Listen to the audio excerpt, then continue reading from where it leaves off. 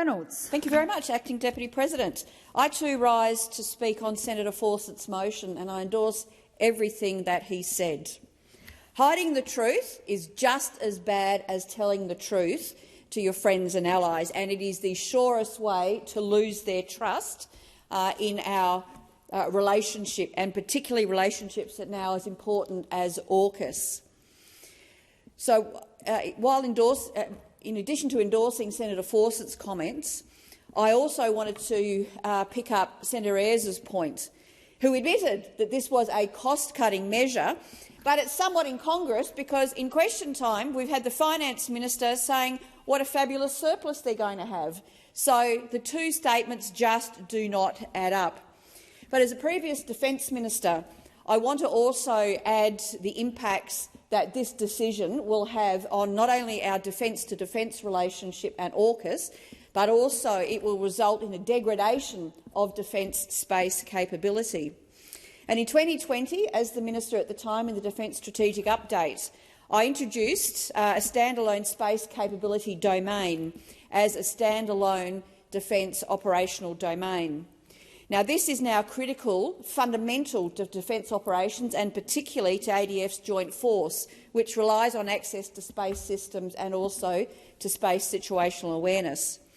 And the simple fact is that our potential adversaries are significantly increasing their offensive space capabilities in a range of areas. And no single nation, not even the United States, can tackle these threats on their own.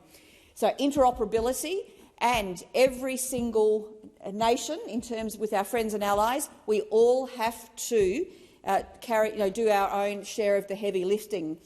And while this is a civilian space capability, for those who've worked in this sector for some time know that with our allies, the most successful defence and civilian space capability programs are those that operate together. And this program that the Labor Party have surreptitiously cut for budgeting purposes, Senator Ayres has now admitted, will have a significant implication on defence as well. And one of the things that the war in Ukraine has proven is how irregular warfare tactics work in the modern era.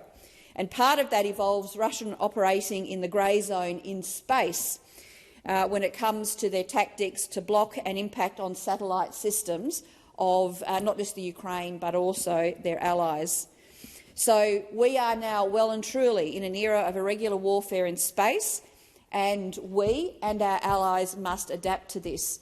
As I've said, that requires not only defence capabilities, it requires increasingly defence to work with civilian space capabilities. And to develop the right countermeasures, the threats must be identified, and we must have redundancies in our defence systems if they are taken out. So amongst the kind of grey zone space threats we now confront are cyber attacks against space services, attacking commercial space capabilities during conflict, and also the conduct of proximity operations to potentially coerce either those you're in direct conflict with, like in Ukraine, or some of our potential adversaries who could do that to us, to intimidate us, something short of war. The cyber attacks against the United States satellite firm Viasat ahead of the Russian invasion of Ukraine is an example of that. So cyberspace is a soft underbelly of our global space networks, and far from cutting the services that we had gone into joint arrangements with the United States, we should continue to increase them. So, coming back to defence, as the Minister, I ensured that the Morrison government significantly increased investment in defence space capabilities, including a plan for a network of satellites to provide an independent and sovereign communications network. But as I said, for defence, the civilian satellite networks are also incredibly important. I also implemented an enhanced space control program and investment in space situational awareness, including sensors and tracking systems. And I also ensured that Defence worked more closely with space industry here in Australia and overseas, and also other relevant government agencies, to make, including and most importantly, the Australian Space Agency. And again, we stumped up for Defence additional $7 billion for these space capabilities. So not only have Labor access space as a priority in the National Reconstruction Fund under the Modern Manufacturing Initiative, which are initiatives of ours, they are now